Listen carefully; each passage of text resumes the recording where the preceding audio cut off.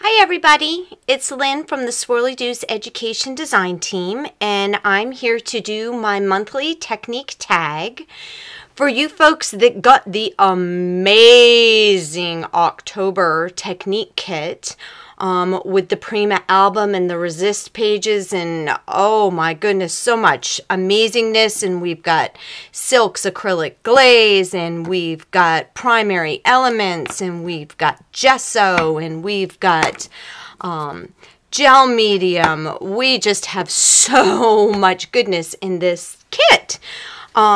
So if you made the album and you had any leftovers like I did, this is what I created from my leftovers.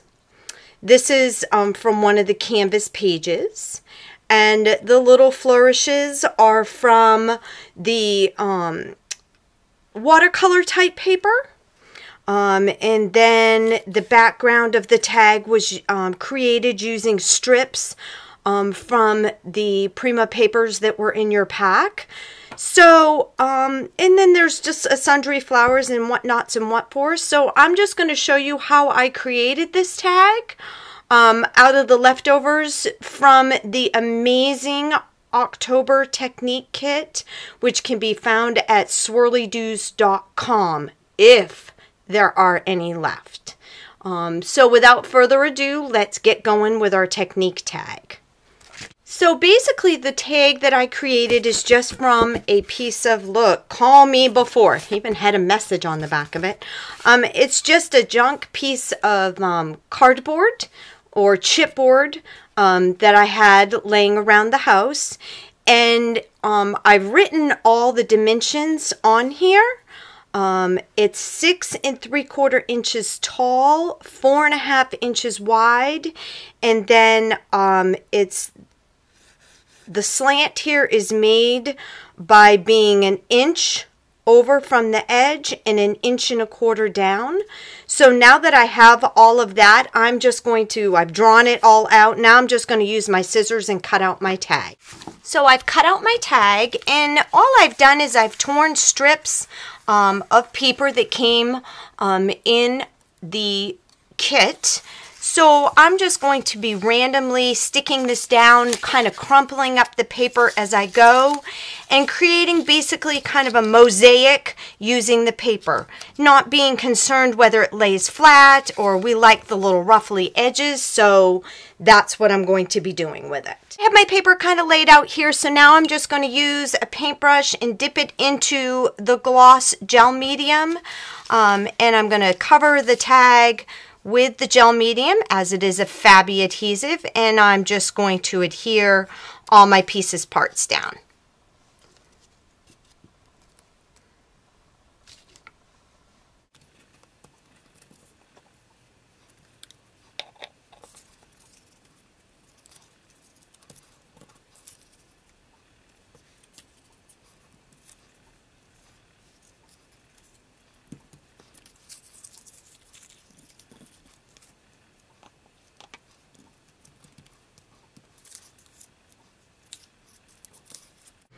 So I've adhered all my torn pieces parts to my tag, so now I'm just going to kind of rip this so that it's in the shape of the tag.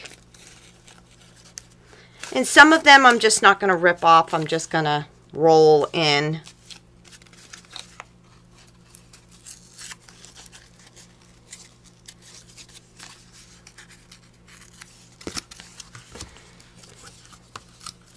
Always works a little better if the paper's wet.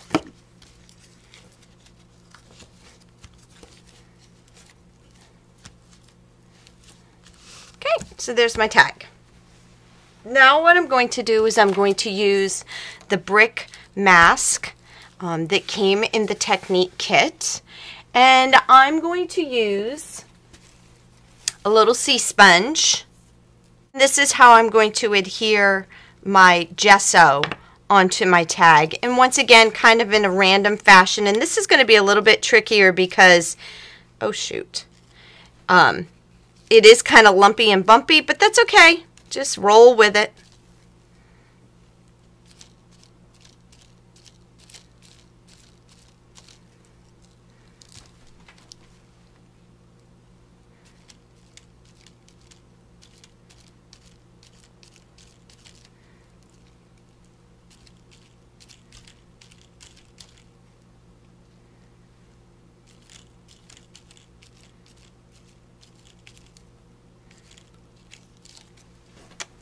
And there you have it. Now I need to let that dry.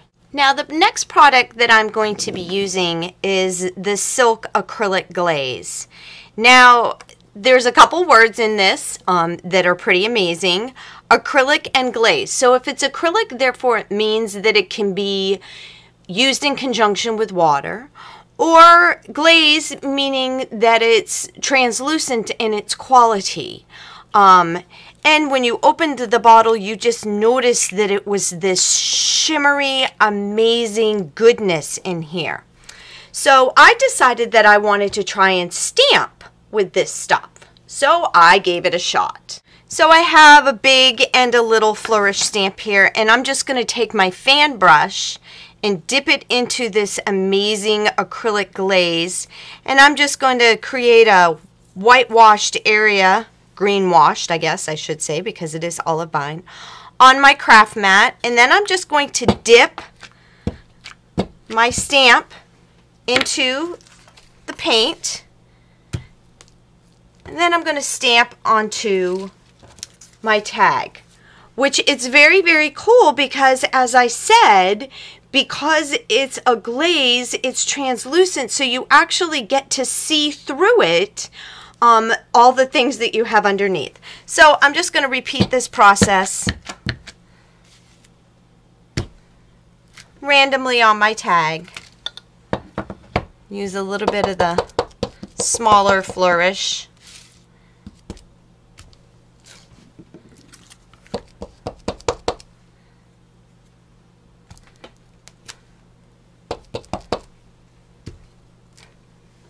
Okay, then I'm going to let that dry and I'm going to clean off my stamps.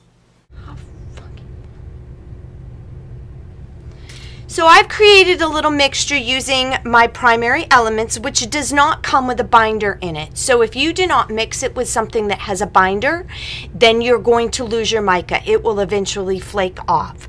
So you can mix it with the gel medium that came in the kit, or I have some powdered gum Arabic that came from Creative Imaginations. It's called Bind and Resist. So I created this little mixture here of equal parts of the primary elements and the gum Arabic and some water. Now, I had said that we were using some of the leftover pages that I didn't use in the kit, so I have cut these flourishes from what seems to be the watercolor paper. So now I'm just going to paint this mixture onto my die cut images.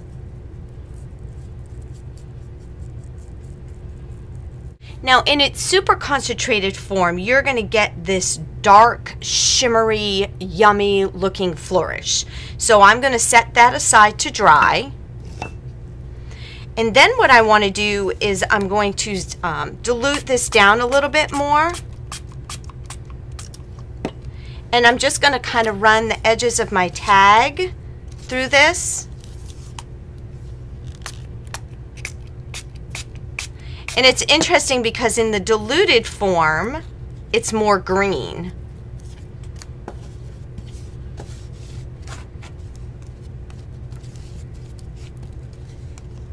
Okay, and so I'm just going to spritz that with water and let it have its way.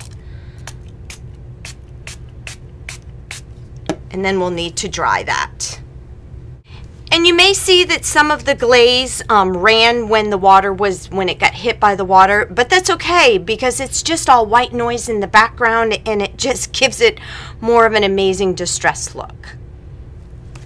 So now what I'm going to do is I'm going to take a fan brush, and with my gesso, I am just going to brush on a little bit over top of all that I just did.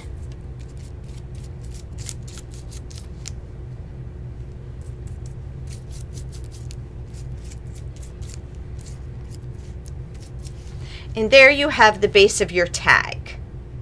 Cut a set of wings out of cardboard, and now what I'm going to do is I'm just going to peel off the top layer. And I don't want the whole thing to come off, I just want parts of it to come off. Kind of like that. And I'm going to do that to the other wing. also.